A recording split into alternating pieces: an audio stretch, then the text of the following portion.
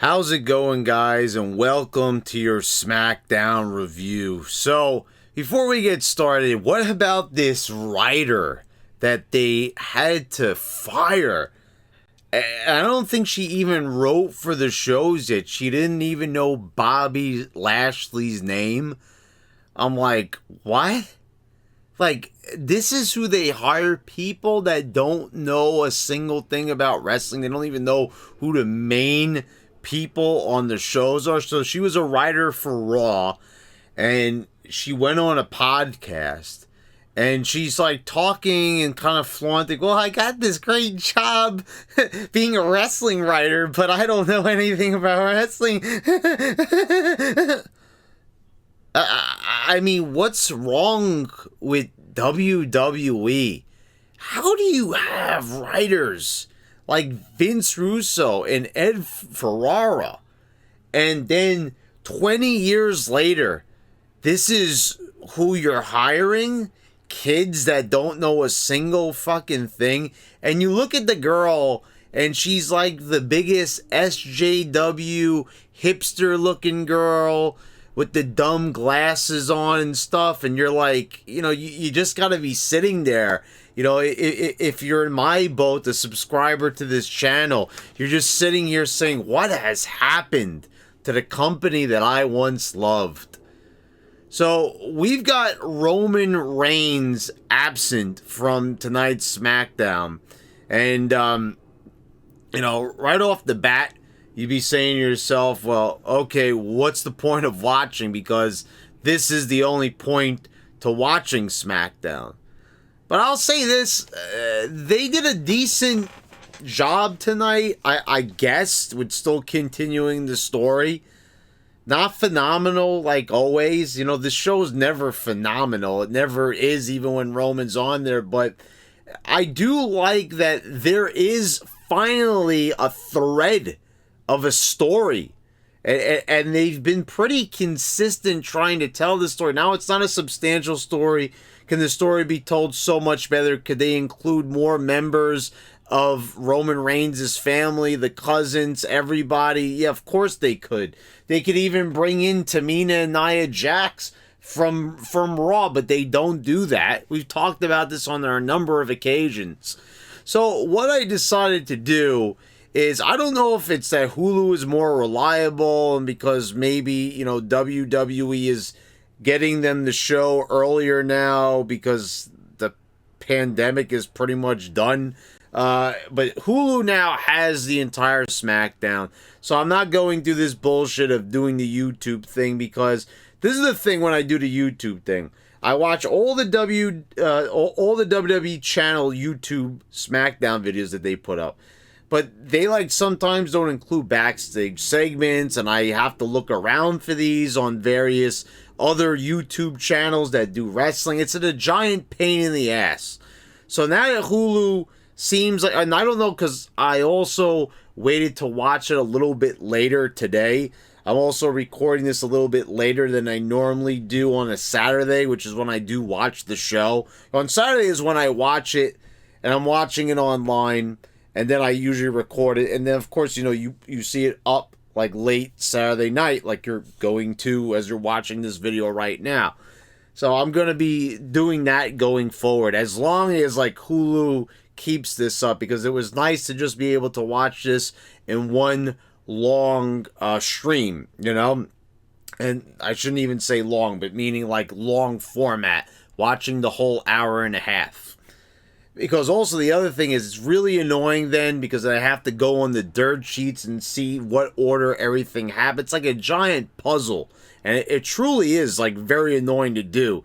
And that's what even makes it more irritating, because I'm watching the show, and if I don't enjoy the show, and then putting that together, that's my least favorite part of doing these reviews, is actually having to put together and writing everything down. So this was just a lot better, just being there with my notepad, writing stuff down as I'm watching it happen in chronological order. So that was really nice, because God forbid WWE put their playlist in chronological order. They never have done that. But they've been posting their shows consistently to YouTube for about, I don't know, maybe like 10 years from what I remember. And they've never put anything in order. And it's always been so annoying to me. All right, so let's start off this show. So we've got Edge cutting a promo. And, you know, you look at a promo like this, and Edge is just so much miles above anyone else on this show. There's talented people. We talk about it all the time. There's Sami Zayn. There's a few others who could cut a good promo. But Edge, you just see like he's from a whole nother era. This is a guy that, you know, when he says words, even if the verbiage in the promo is complete shit, you always know that it's going to sound as good as it could possibly be.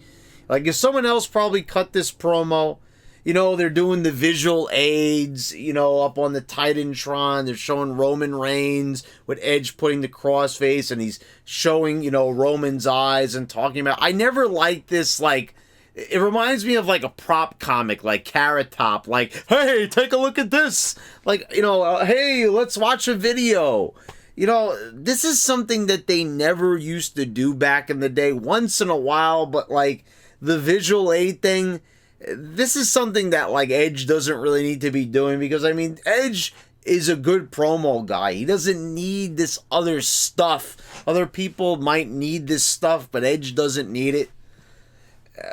But, you know, you look at this and you got to say, like, you see Edge, you see the eyes, you see just everything about the facial expressions, and it's just this is where wrestling needs to be. This is where characters need to be. You need to express a promo through your face. Even if the words suck, the face says it all. And Edge is looking determined, looking in the camera, and it's not just, you know, look like the guys in AEW just, oh, I don't belong here, but I'm a star. You know, just weirdos looking clueless. Edge looks like not only does he have a clue, but he's got the answer, and he does because I mean, think about it. Edge has been in some of the greatest moments in wrestling history. This guy knows what it takes to be the best, what it takes to be a star, because he is a star. It's just that he's in an era right now where they've lost their way, but seeing someone like this out there cutting a promo is always a treat. Now, I know I kind of said, like, with Edge leading up to WrestleMania, it was a lot of nonsense with him and Daniel Bryan, and Edge throwing hissy fits because of Daniel Bryan being in the match, and they didn't really give enough reason for Edge to be going that out of control, and it just felt very forced. But, you know, it seems like we've kind of readjusted here a bit, and it just feels a bit more natural this time around. So, thank God for that. And I am looking forward to this Edge Roman Reigns match. We're going to talk about a little bit later on how I think this is going to go, as well as some other matches at Money in the Bank. So we're going to kind of throw in a few predictions here. And, you know, I don't do predictions videos anymore because I just feel like that's very markish. I stopped doing a lot of that crap that just, you know, makes me look bad. I don't want to do that anymore. You know, that's why, if you noticed over the years, we've changed so much on this channel. We stopped with the star ratings. We stopped doing a lot of that bullshit that all the other channels do, you know, because it's just unnecessary. And we want to have credible reviews, because I've always prided myself on giving my honest opinion, not caring what people were going to say in the comments section later on. So that's, you know, like I said, and people, that's why they come back year after year. You know, the true fans. We've lost a lot of people, you know, when an opinion was said that contradicts their own. You know, they've unsubscribed, they've gone away, they've done whatever they had to do, and that's all fine and well. But we'll continue to keep doing things the way that I see fit here on this channel. I always guarantee that, and you know that. I don't even need to say this, but I just feel it needs to be said.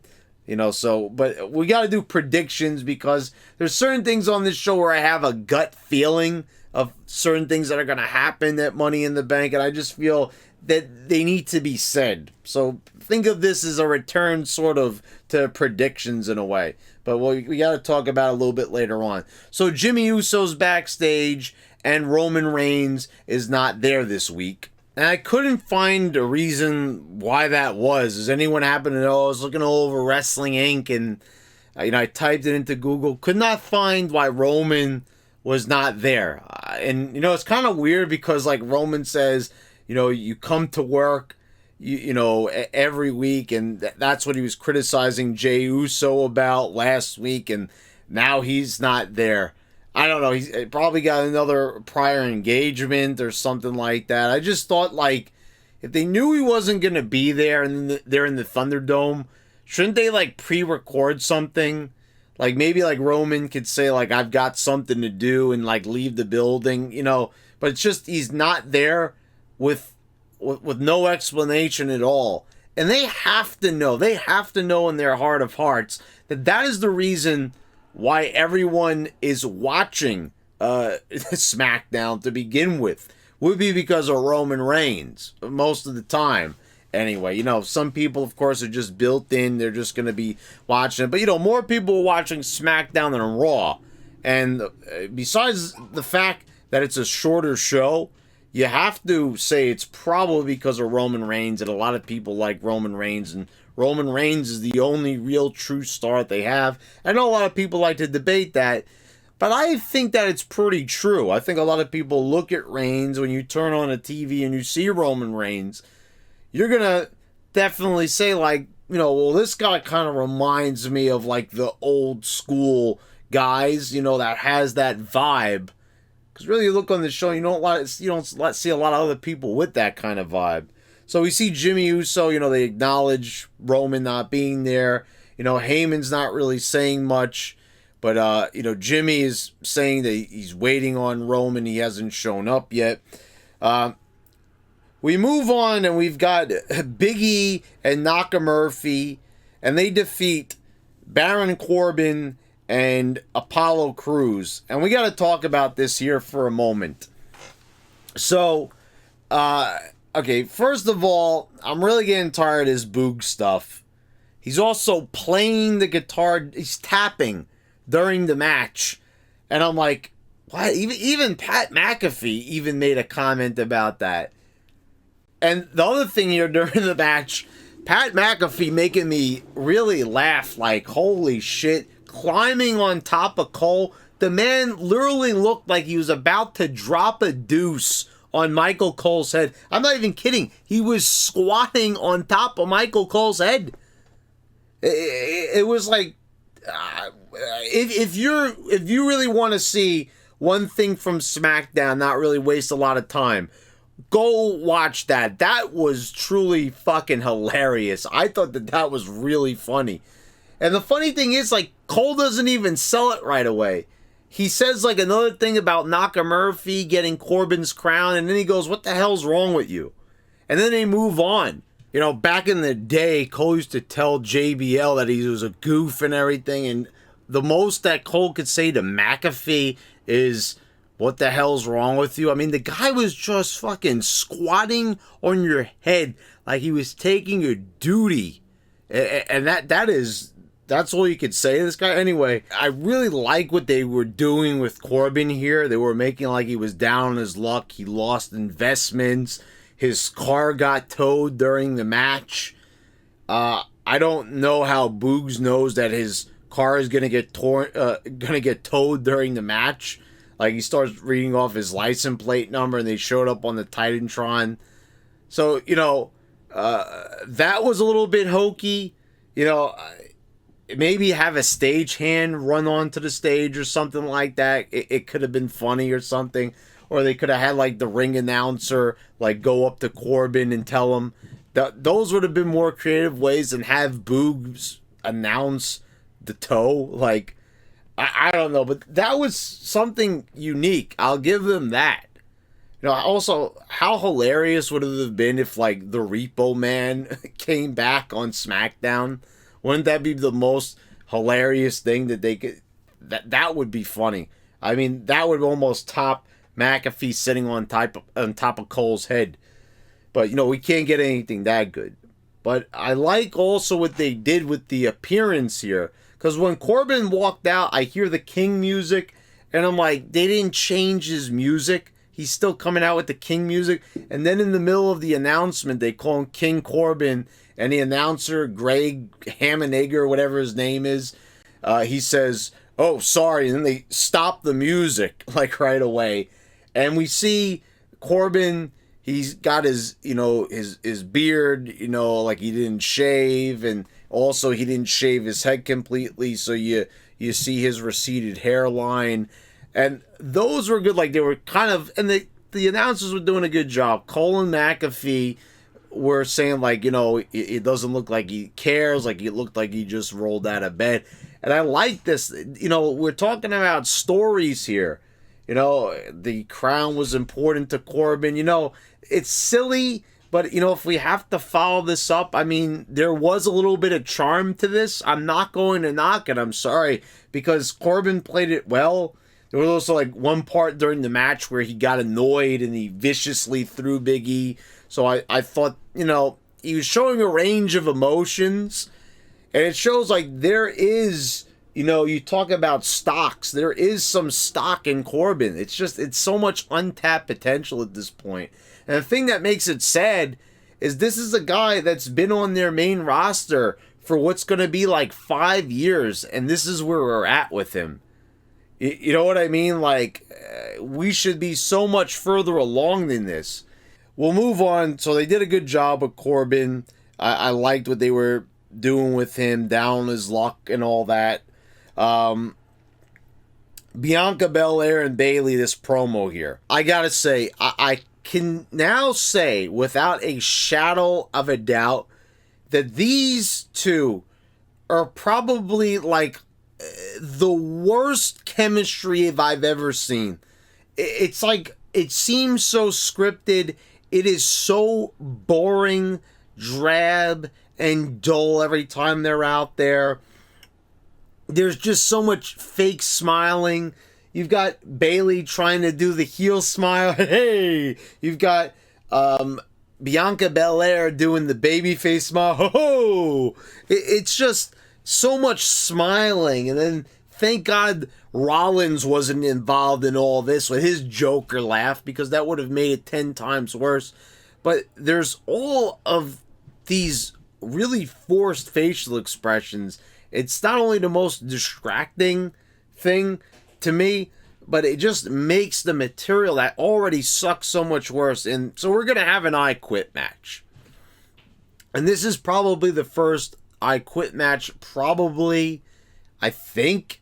I could be wrong about this. Wasn't it Cena and Miz at Over the Limit? Yeah, I believe it was probably that. Now, this is going to be a very predictable finish in my mind. I think that what they're going to do, I think they're probably going to go with the finish that Miz tried to do in that match and the Rock and Mankind Royal Rumble 1999 I Quit match. They're going to be playing a recording of Bianca Belair saying I quit, because Bayley's putting her career on the line. She'd say that she would quit WWE and that she'll quit SmackDown. And Bianca Belair, then, of course, she laughs. Everyone's just chuckling. Everything's just hilarious. Everything's hilarious in the women's division. They're damn right it's hilarious. It's hilariously bad. The promos are hilarious bad. So I guess, you know what? Maybe they're right for laughing. It's funny stuff. It's funny just how bad and artificial and, you know, inorganic it could possibly be. So, hey, you know, let's all just laugh at the women's division, because Bianca Belair and Bayley, that's all they're doing. But yeah, I think they're going to use Bianca's line that she said there to Bayley. You know, it makes me feel so good to hear you say those words. I quit. Go look for those words to appear in that match. They're going to record it. They're going to do that shit. I know they are, because they've used that finish before, and they don't do I Quit matches often, mind you. So they're going to want to bring it back in grand style by using a finish that everyone remembers, because that's probably one of the most famous finishes. That's probably one of the most famous matches ever from Royal Rumble 99, and they're going to use it. And of course, it's not going to be as good, and I just see it coming. So yeah, I would say that'd be a pretty safe bet to see that happen. So we got Jimmy Uso, and he says that, you know, he's going to try to impress his cousin, and Heyman's still not saying anything. He's kind of just hanging back there, and he says he's going to call out Edge. You know, I like the fact that they didn't just say that Roman's not there, you know, and just make everybody leave all at once. They kind of left the hope there that Roman would show up, but I knew that he just wasn't there. Like I said, I don't know the reason why he wasn't there, but, you know, they kind of didn't just say right away, well, Roman's not here this week, so you might as well just watch something else. You know, and they would usually kill it right there in the beginning by telling you a superstar that's over is not there on the show. So at least they didn't do that this time around. Then we got Kevin Owens defeating Sami Zayn in a Money in the Bank qualifying last man standing match. So, okay. So we just had a last man standing match at the Royal Rumble with Roman Reigns. And I didn't even say this last week because I kind of forgot.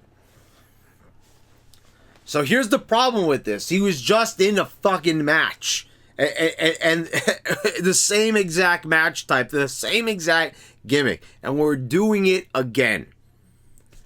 With that in mind, we're going to do the same exact things and make Kevin Owens, the beached whale, be Superman. And I'm starting to say, okay, it looks like Owens is selling pretty well in this match. And things are going good. And then Owens gets pushed off the top and he goes through 2 stacked tables. Right there, if the match ended there, I would say that this was better than the Royal Rumble match. I would say that this was one of the best matches that I've seen all year, actually. Up to that point, we had a pretty good brawl between the two guys. And then Sami Zayn would fit his character. Nefariously, you know, just shoving Owens off the top, you know, not really doing any big impressive move. It was just Owens going for a risk, you know, Zayn being the thinking man's wrestler, you know, being the guy with the conspiracies and thinking one step ahead, you know, and being in deep thought. It would fit his character to win a match in that way. But of course, we're not going that route. We're going with the following, and I had to write this down. So Owens gets up at the count of 9 after going through 2 stacked tables. Now keep in mind that this is something that even The Undertaker stayed down for when Edge had a TLC match with him. Now it wasn't a last man standing, but he got shoved through a bunch of tables. You know, after you get shoved through tables, even 1 table, okay, maybe, but 2 off the top, back first, back flipping onto them when you know, I mean, come on. That should be it. And plus, you're Kevin Owens. You're not even The Undertaker. You're not even really anyone else. You're Kevin Owens. And I said this at the Royal Rumble. I give all the credit in the world to these guys for taking these big bumps, putting their bodies on the line for our entertainment. But dear Lord, I mean, not only did he get up from that, but this is the other things that he got up from. A half Nelson suplex onto the ring apron. The hardest part of the ring, we're always told. Gets up from that. Then Sami Zayn hits him with not 1, not 2, but 3 haluva kicks. Big boots to the face. 3 stiff-ass kicks to the face. Owens is about to get counted out, but then he rolls out onto the floor, onto his feet. Saves him. Then somehow Owens gets all his momentum back. No sells everything. Power bombs Zayn through the table. the announcer's table, then power bombs Sami Zayn through a regular table, then power bombs him again onto the ring apron. And that's it. The match, then, count to 10, Sami Zayn is out. As he should be after all that. But holy shit, you want to talk about overkill. You want to talk about killing a man's finish with the haluva kick. He hit 3 haluva kicks. And he's kicking out. I mean, he's getting up, rather. He got pushed through 2 tables. So after you get pushed through 2 tables, the finisher 3 times in a row is not enough. The half Nelson suplex being flipped onto the back of your neck onto the ring apron is not enough. And we've been seeing this constantly. We talked about it at TLC last year. We talked about it at Royal Rumble. I'm sorry, but I do not buy Kevin Owens being this indestructible force. I mean, they're booking this guy to look stronger than Stone Cold, stronger than The Rock, stronger than The Undertaker. I mean, you never saw even The Undertaker getting up after all this shit. It is ridiculous. I mean, at what point do all these moves just become totally worthless? I'd say right about, I don't know, now? I mean, come on. What are you talking about here? This is just, it's mind-numbingly ridiculous that he's still getting up after being hit with... we could go on all day about this. I'm just going to stop right here. That's bullshit right there. A really, a lot of effort put into this match, but man, you talk about phony. This is the point where people just call bullshit. This is like back in the day, if they did this during the Attitude Era, people would be chanting bullshit in the crowd because it just comes to a point where it's just so fucking ridiculous. Your suspension of disbelief goes out the window or goes through 2 tables.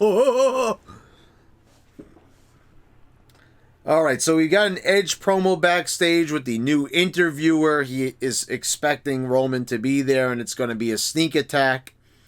Once again, just in the span of a minute, Edge with a good delivery. Nothing to write home about, but like I said, just, you see a promo like this versus, say, Ricochet backstage for a minute.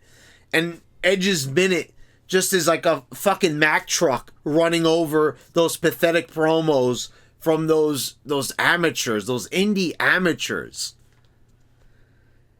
Okay, then after that we get Baron Corbin, and Boogs is just telling some stupid ass jokes backstage. You'll get a good night's sleep in your king size bed. Corbin tells him to go screw himself. I understand they're trying to sell that he doesn't care anymore. But they should have just had Corbin just turn around and just wallop his ass. But I mean, the thing is this. The guy is a fucking heel, but you feel sorry for him. Like, the baby faces are annoying here. Dancing around like morons. Boogs just getting in Corbin's face, kicking him when he's down. I mean, who's the baby face here? Also, I heard there's a rumor that they actually...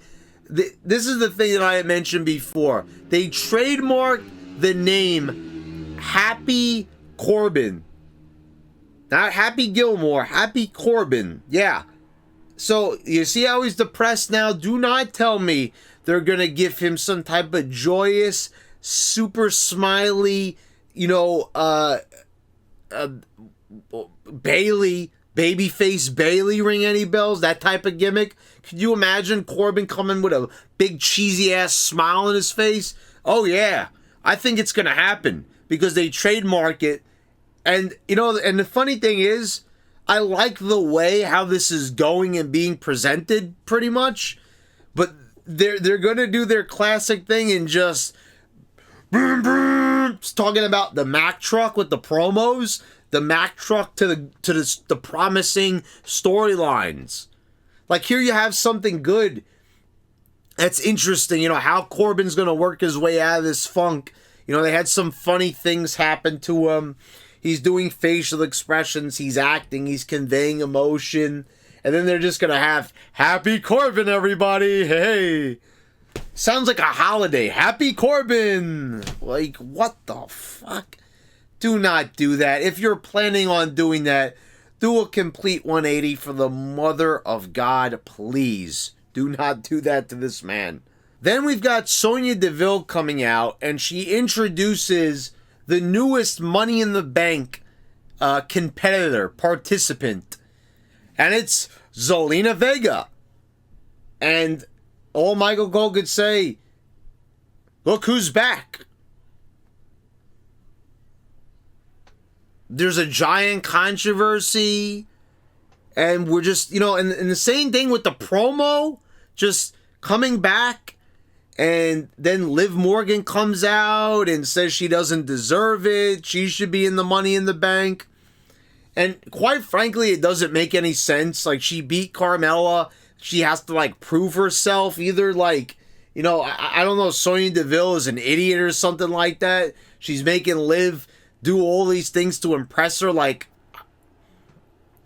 also, I'm a big fan of people winning when they, if you come back from a grand, make your grand return, or this flat return, it was so flat, she loses to Liv Morgan of all people. I mean, look, Zelina Vega is an attractive girl. Happy to see her back, happy to have a job for her. I could be like JD and be like, I don't give a shit what she does. Oh. But I'm not going to do that because I'm not a fucking moron. Sorry to say, that guy just, it was brought to my attention in the Wrestling Gods group on Facebook, and once again, just making a total fool out of himself, but whatever, that's his opinion. You're entitled to have your opinion, no matter how stupid it is. The thing is, like, I'm not a big fan of Zelina Vega, but I'm not going to say, I don't, like, make like you're attacking the person. You made your choice. Yeah, she made her choice to not join the three-ring circus that Tony Khan is running. She also chose to be in the organization that's going to be around for many more years to come, that actually has a future, that's actually going somewhere, one that's actually turning a profit, because AEW is not doing that. Tony Khan said that they're not going to, because they blew all their money on some shitty ass video game that we don't even know when it's being released or anything like that, because Kenny Omega is the big video game. We're not going to even get into that. Wannabe Kenny Omega, wannabe Triple H Kenny Omega with the Triple H beard. Give me a fucking break. That is what that's what JD is defending right there, folks. He's telling you, that's the funny thing, and not just JD. It's not him. It's everyone else. It's just, he's one of the more popular YouTubers to do wrestling on here. He's got the most subscribers. There's actually more people that get more views on other channels. I've seen it. There's like somebody with a P in his name, something Falania Productions. I probably got that wrong, but anyway, they get more views than JD. I think they also have more subs, but whatever. But, you got to know in your heart of hearts that if Zelina Vega joined up with AEW, that these marks, these smarks, these AEW fanboys would be all over her like white on rice. They would be saying she's the great, she made the wise decision. She did the right thing. Because WWE's the evil corporation. And yeah, they have questionable business practices, but you're telling me that Tony Khan, who blew all his money on a video game before he even makes a profit, you're telling me that you're in good hands with that guy as your boss? Give me a break. Anyway, but I mean, like, this return right here, good on her if they're giving her a good deal, if she's making lots of money, but you're losing in your return. Also, like, they can't even make it into a storyline. Come on. You're not telling me, like, they could have at least just said after a, controversial release, they could have said future endeavor. I mean, they even used to have John Laurinaitis joke around about the future endeavor. I mean, come on. you know, 10 years ago, they revealed everything behind the scenes. They pulled the curtain back with the CM Punk pipe bomb, all that stuff, the social media, the Instagram, the Twitter accounts. You're telling me that when everybody knows about this stuff, that we got to go back to doing this total bullshit kayfabe thing where she hasn't competed all year. Like, that's what Liv Morgan's saying. Liv Morgan couldn't at least make fun of her for getting released. Said that you were so selfish, with your Twitch account and everything, and your posting of unions and all that. And, she could have said, like, I always toe the company line. They could have had something like that, a war of words. It could have been interesting. It could have been original. It could have been groundbreaking. But instead we get scripted bullshit that sucks. Scripted bullshit that sucks. That's what you get instead of having good, gripping storylines. And it was so simple. And you know who talks about this all the time? I've said it time and time again. Vince Russo.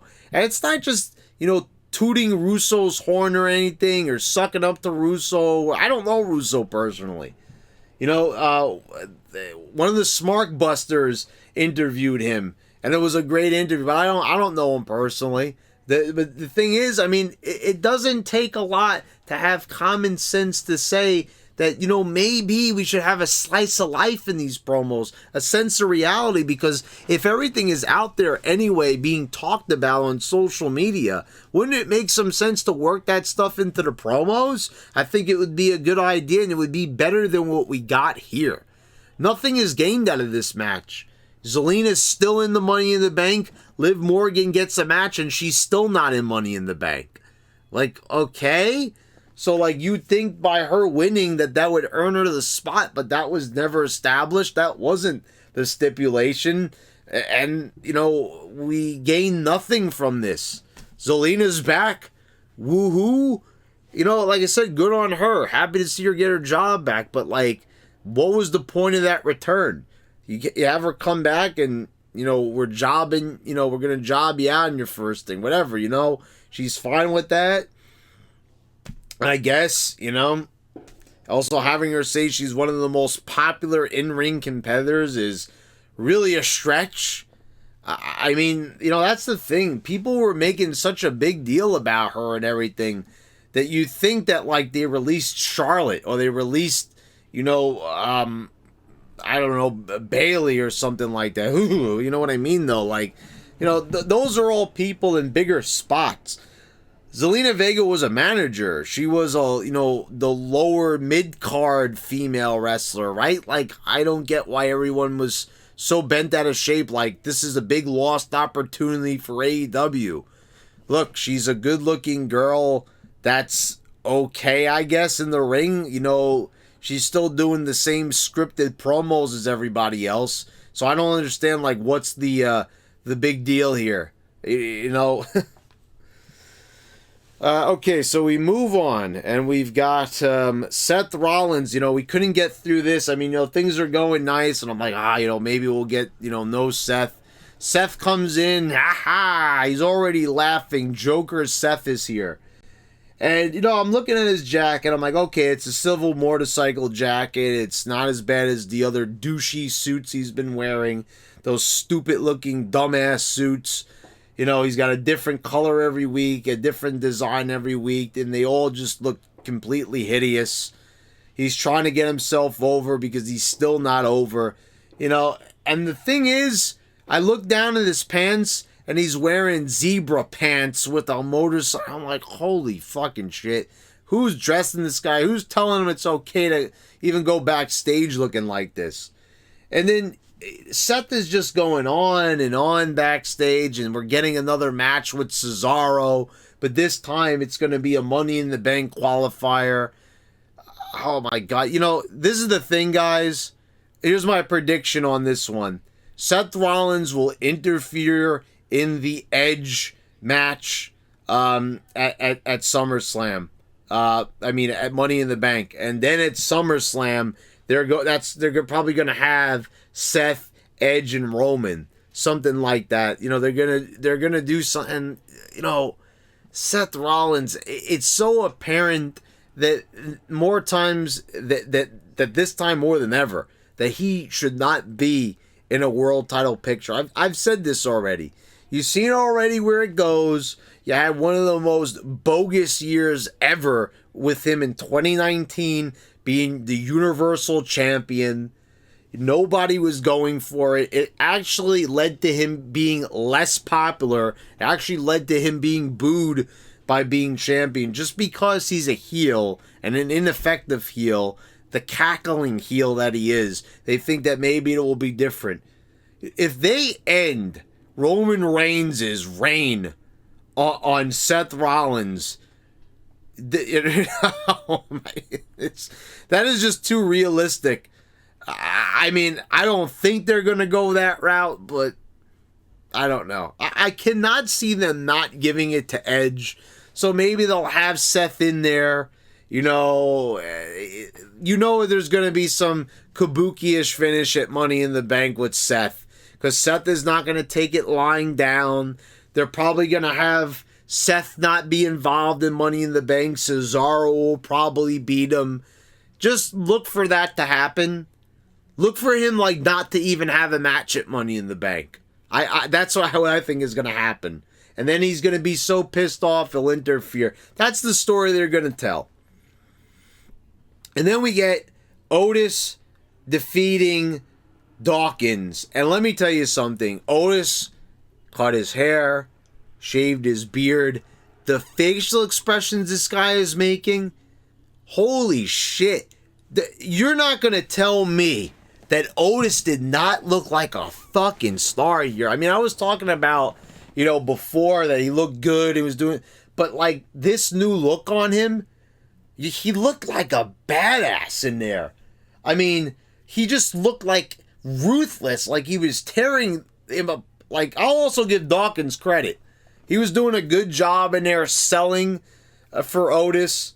And, actually he was doing a good job of that like the past couple of weeks, and I don't think I gave credit where credit was due, even though I think the Street Profits are the Street Goofs and the Street Clowns and all that good stuff. But man, oh man, just like seeing him huffing and puffing and just, Otis, this guy, he's a wall. And I like how they sold that, he's like a thick monster.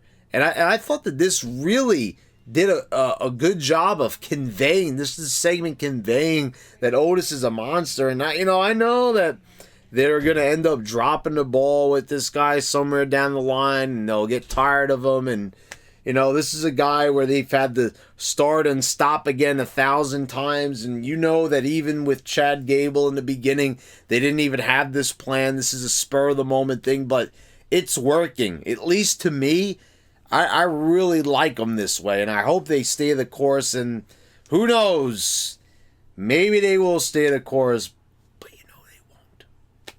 And I don't mean to whisper like Joe Biden, but, I'm just kind of saying that here because you just know that that's the truth. That it's always under every layer. Oh, look at that. It's disappointment. You pull back the layer, the thin layers of goodness, and, it's kind of like, oh, man, this is disappointing. It's like a nicely wrapped gift, and the gift sucks. I was like, oh, well, this looks really nice on the outside. Oh shit, it sucks. It's like that. Anyway, at the end, we've got Edge coming out to confront Jimmy Uso. Jimmy's telling Edge to come out, and then Edge says, you're the one who is now trapped. And Roman doesn't end up showing up, of course, because we could all just tell that he wasn't going to be there. And he ends up beating the ever-living shit out of Jimmy Uso, and he ends up doing the same thing. He breaks the little piece off the chair, shoves it in his mouth, does the cross face, and, Jimmy's doing the bug eyes, and like, okay, it's like they're trying to do what he did to Roman. And, I mean, it's decent. It's like, it's just a beatdown. We saw a beatdown already last week. It's a repeated beatdown, so I'm not really getting a lot out of this, quite honestly. It's not bad, but I'm just saying, like, we've already seen this part of the story. Edge came back and beat up Jimmy Uso. What did he do here? Well, he beat up on Jimmy Uso by himself. And see, that's the other thing, which just is a little bit, like, stupid. You know, Jimmy Uso's the heel. So Edge is just mercilessly beating up on the heel. You know, and it's kind of like, okay, well, you know, babyface Edge, why does he even need to do this? You know, he's coming out, he's answering the challenge. He already speared him through a fucking barricade. That now he has to do this to him? For what reason? You know, shouldn't, like, Edge be, like, looking for, you know, Roman, asking where he is and all that? And it's almost like Edge kind of knew that Roman wasn't there. He was saying that maybe I'll get jumped, but, like, I don't know. You know, if he was really there, shouldn't Edge be looking for him throughout the building and all that? And I don't know. This would have been a good chance to, you know, get the drop on Edge. Now, I get, you know, maybe they don't want to have the henchmen doing the dropping on Edge, and I get that, but, like, this was just a repeat, and you know, and to tell you the truth, it felt dragged out, because, like, this was just a long beatdown, and we already saw a long beatdown last week. Did we really need another one? I'm just saying, like, this just did nothing for the story. It did not progress it. You know, it was a way to just kind of work the WrestleMania spot in there so he could do it to the henchman Jimmy Uso. Same thing he did to Roman. I don't know. Anyway, there were parts of this show that I liked. You know, Zayn and Owens worked hard, but it was just ridiculous. I liked seeing Otis the way that he was here. What else can I say positive? Corbin's acting was pretty good. Edge's promo was decent. Not really a lot else, but, you know, the last man standing match was pretty long, so it took up most of the show, really, to be quite honest. That was like a 20-something minute match. So, you know, it wasn't, like I said, you know, was I bored during it? No, but I was kind of rolling my eyes after the big table spot. You know, the first one anyway. Anyway, guys, what did you think of the show? Let me know it down in the comments down below. Please subscribe if you haven't already. Click the bell to get all notifications when I post all my new videos. I want to thank all my patrons for your continued support. And thanks again, guys. I'll see you next time.